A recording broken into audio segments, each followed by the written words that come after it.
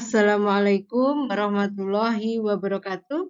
Anak-anak yang Ibu cintai, kali ini Ibu akan mengadakan pembahasan soal-soal untuk persiapan ASPD Bahasa Indonesia, SMP maupun MTS.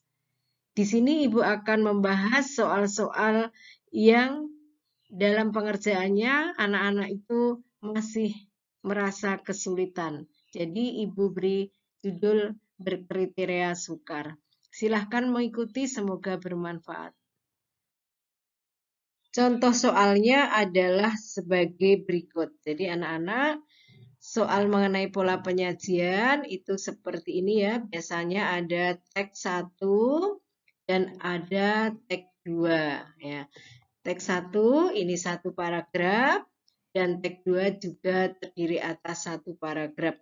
Anak-anak disuruh untuk mengetahui perbedaan pola penyajian dari kedua teks tersebut.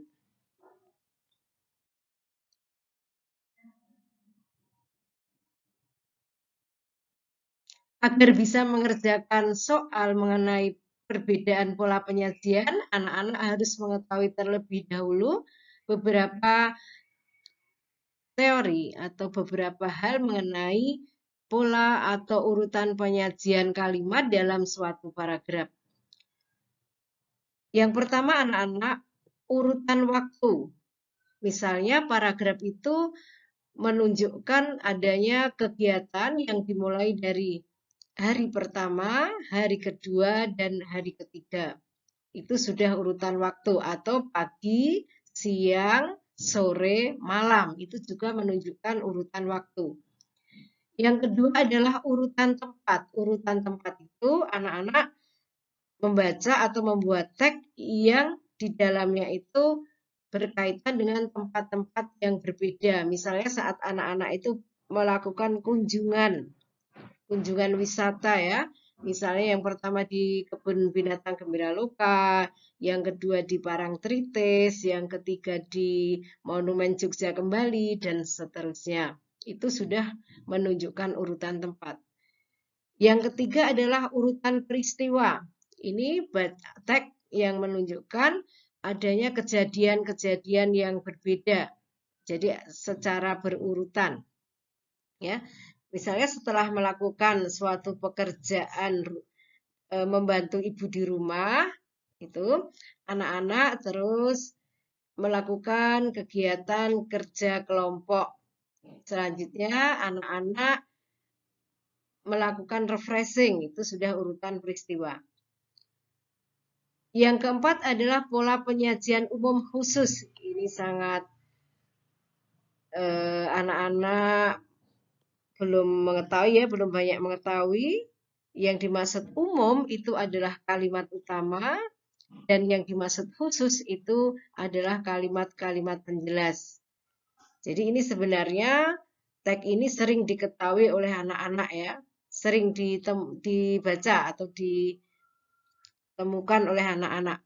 Yang kelima adalah pola penyajian khusus umum. Khusus umum itu apabila suatu teks atau paragraf itu dimulai dari beberapa kalimat-kalimat penjelas terlebih dahulu dan diakhiri satu kalimat yang merupakan kalimat yang paling penting atau kalimat utama. Nah, ini nomor 4 ini kalau dalam suatu paragraf dinamakan paragraf deduktif, sedangkan nomor 5 ini paragraf induktif. Yang keenam adalah pola sebab akibat. Nah, ini pola sebab akibat ini dimulai dari pernyataan-pernyataan yang merupakan sebab-sebabnya terlebih dahulu, terus diakhiri dengan pernyataan yang merupakan akibat ya. Yang ketujuh, pola perbandingan. Ini teks yang isinya membandingkan satu hal dengan hal yang lain. Nah, kembali ke soalnya ya, setelah mengetahui oh ternyata pola atau urutan penyajian itu maksudnya seperti itu, anak-anak semoga bisa mengerjakan soal. Ya anak-anak, mari kita lihat soalnya kembali, soal yang berhubungan dengan pola penyajian, perbedaan pola penyajian kalimat dalam suatu paragraf.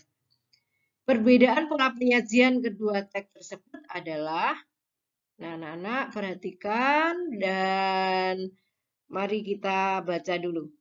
Pendidikan moral sudah semestinya diterapkan kembali dalam kegiatan pembelajaran dewasa ini. Pendidikan moral itu diterapkan kembali ya dalam pembelajaran dewasa ini. Itu intinya. Intinya bahwa pendidikan moral harus diterapkan kembali dalam pembelajaran dewasa ini.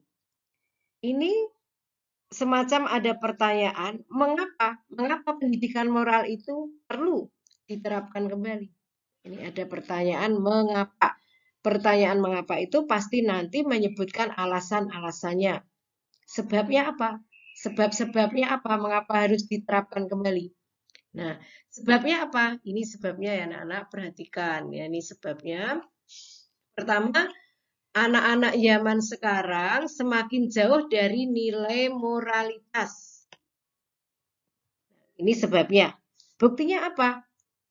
Terjadi atau marak kenakalan remaja. Ini semakin banyak kenakalan remaja dan pergaulan bebas yang dilakukan oleh anak-anak remaja.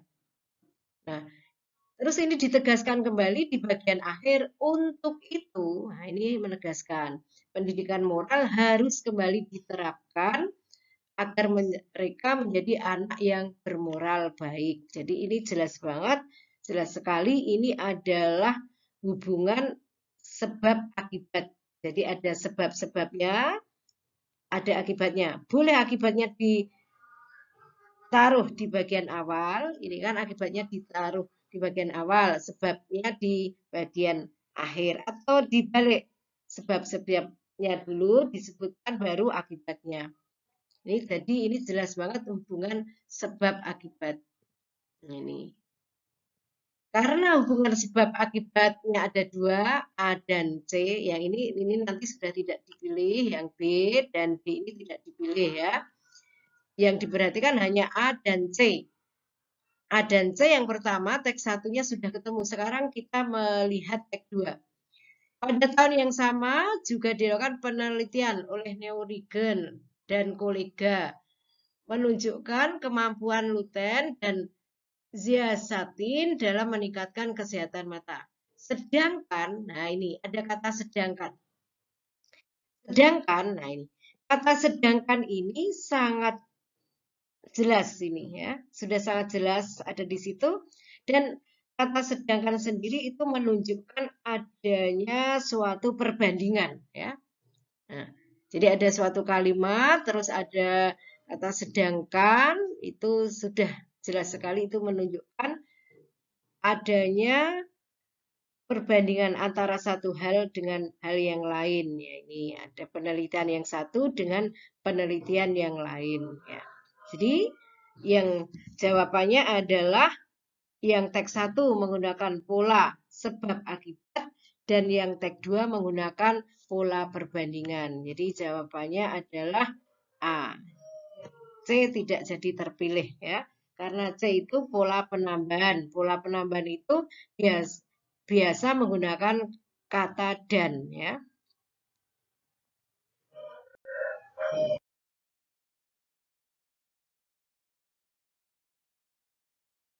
Soal yang kedua, yang ini masih dianggap sukar juga oleh para siswa karena harus teliti dan harus mengerti teori-teori mengenai kebahasaan, adalah soal mengenai perbedaan penggunaan bahasa antara dua teks. Seperti tadi disajikan teks 1 dan teks 2. Ya. Tuh. Jadi anak-anak harus mengetahui teori-teori mengenai unsur-unsur kebahasaan yang ada pada suatu teks. Untuk mengerjakan soal yang tadi ya anak-anak ya, soal mengenai perbedaan kebahasaan antara kedua teks, anak-anak itu harus mengetahui beberapa teori-teori mengenai unsur-unsur kebahasaan dalam suatu teks ya. Ini yang sering muncul, ini ada istilah kata sandang ya anak-anak. Kata sandang, anak-anak harus mengetahui. Yang jelas kata sandang itu nanti yang sering dikeluarkan ini ada penggunaan kata si dan sang ya. Yang kedua, anak-anak ada istilah lagi kalimat tunggal. Dan satunya lagi adalah kalimat majmuk. Ini mohon dipahami ya. Kalimat tunggal itu kalimat yang terdiri paling tidak itu harus ada satu unsur subjek dan satu unsur predikat ya. Yang selanjutnya ada kalimat majmuk, itu kalimat yang terdiri atas dua kalimat tunggal atau lebih ya. Jadi ini tandanya itu yang pasti dalam suatu kalimat majmuk itu ada konjungsinya ya, ada konjungsi. Terus ada kata teknis. Ini biasanya itu berupa istilah-istilah di bidang tertentu. Ya, itu kata teknis. Terus ada kata baku dan kata tidak baku. Kata baku itu kata yang penulisannya itu sudah sesuai dengan ejaan yang disempurnakan. Sesuai dengan aturan kebahasaan ya. Misalnya apotek, nulisnya apotek ya, bukan apotik gitu ya. Selanjutnya ada bahasa lugas dan bahasa yang konotasi. Nah, anak-anak tentunya masih ingat ya, bahasa konotasi itu bahasa yang kiasan, yang artinya itu tidak sebenarnya. Ya, misalnya kau matahariku, ya. Matahari di situ bermakna konotasi ya. Tuh. Kalimat efektif dan kalimat tidak efektif.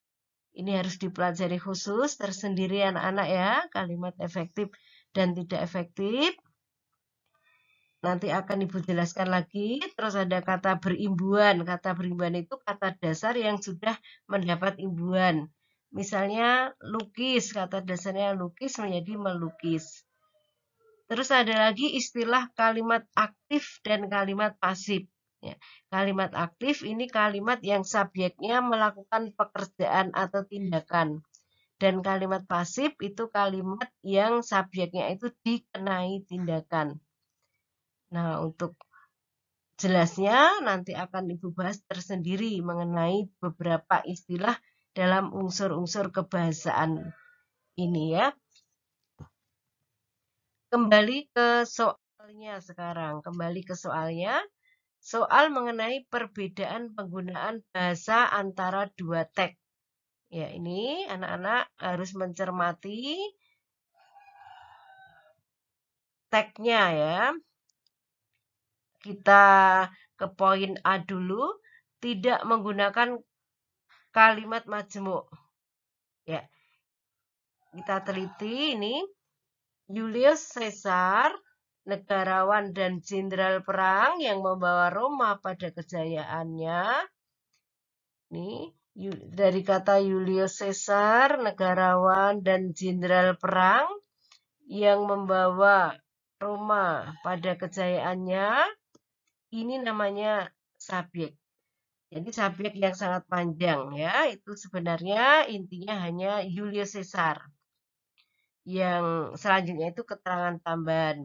Maka itu ya, keterangan tambahan itu jelas, itu diapit oleh tanda komahnya itu ada dua. Ternyata mempunyai kesukaan mengoleksi buku. Predikatnya adalah mengoleksi karena predikat itu berjenis kata kerja dan subjeknya adalah buku. Jadi yang pertama ini kalimat tunggal ya. Jadi yang kalimat pertama kalimat tunggal. Sekarang yang kedua, ini ada ketika ini ya.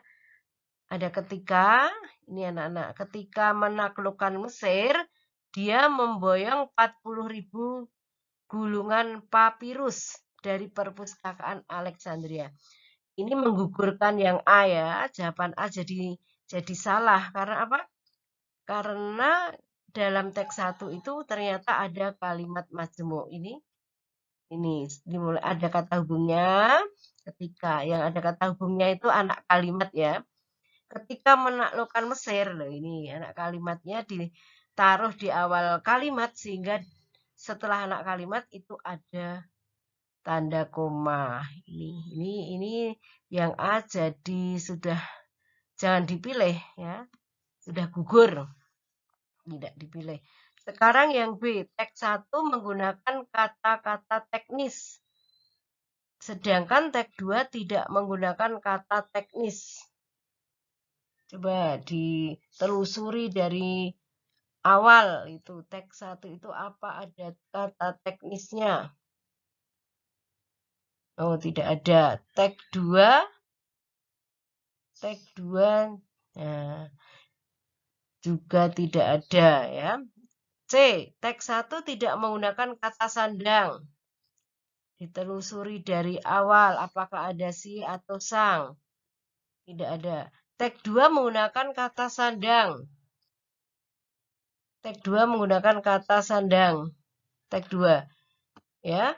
Oh, ada. Yakni pada kata sang pangeran ini. Ini ya. Kata sang pangeran. Nih.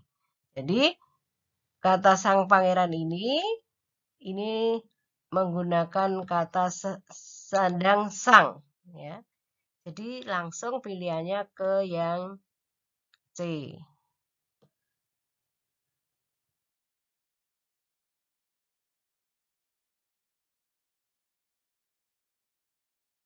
Ini anak-anak contoh soal yang kedua ya. Mengenai perbedaan penggunaan unsur kebahasaan dari kedua teks ya. Perhatikan teks yang pertama anak-anak itu dan ini teks yang kedua ya. Teks pertama dan ada juga teks kedua. Ini anak-anak yang jelas anak-anak tidak boleh untuk lelah atau malas untuk membaca ya. Ini dibaca ya. Teks 1 menggunakan kata bidang teknis. Itu dari awal ya tidak ada. Teks 2 tidak menggunakan kata bidang teknis. B, teks 1 menggunakan kalimat majemuk dan teks 2 menggunakan kalimat tunggal. Ini coba dari kalimat yang pertama ini ya. Sistem irigasi Subak dibangun oleh masyarakat Bali sejak ini ada kata konjungsi, ini merupakan kalimat majemuk. Teks 2 merupakan kalimat tunggal. Tandanya kalimatnya pendek ya dan tidak ada konjungsi. 67 tahun Chairil Anwar meninggalkan kita ya, sudah 67 tahun. Ia meninggal pada tahun 1949 di usia 27 tahun. Kalimat tunggal semua, ini juga. Ini ciri-cirinya dalam bentuknya itu kalimat tunggal ini pendek-pendek ya. Dan tidak ada konjungsi. Jadi jawabannya adalah B.